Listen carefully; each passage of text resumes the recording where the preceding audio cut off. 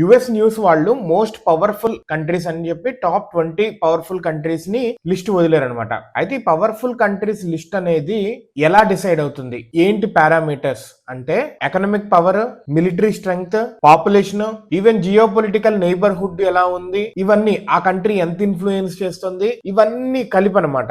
So ఈ list లో చూసుకుంటే కనుక భారతదేశం ఎక్కడుంది అనుకుంటే భారతదేశం 12వ స్థానంలో ఉంది. అయితే ఫస్ట్ 10 ఏమేమి ఉన్నాయంటే America, China, Russia, UK, Germany, South Korea, France, Japan, Saudi Arabia, Israel, UAE, తర్వాత భారతదేశం ఉంది. అయితే నేను ఆశ్చర్యపోయాను, యాక్చువల్లీ టాప్ 5 లో ఉంటుందేమో అనుకున్నాను. జీడిపి పరంగా మనం 4 లో ఉన్నాం ప్రస్తుతము, అంటే మనకి ఇక్కడ అనౌన్స్ చేసుకున్నాం, కానీ 5 లో గ్లోబల్ గా ఉంది, ఇంకా గ్లోబల్ గా అనౌన్స్ చేయలేదు కదా. కానీ మిలిటరీ స్ట్రెంగ్త్ లో కూడా బానే ఉంది మంది, అంతా బానే ఉంది. ఇంకా 12వ స్థానంలో ఉండటానికి రీజన్స్ కూడా ఉన్నాయి. అయితే ఈ లిస్ట్ చూసిన తర్వాత తెలిసింది ఏంటంటే ఇప్పుడు అమెరికా జీడిపి పరంగా చాలా ఎక్కువ ఉంటుంది, వెపనరీ చాలా ఎక్కువ, అన్ని ఎక్కువ. తర్వాత చైనా కూడా దాని జీడిపి పరంగా కూడా వరల్డ్స్ నెంబర్ 2.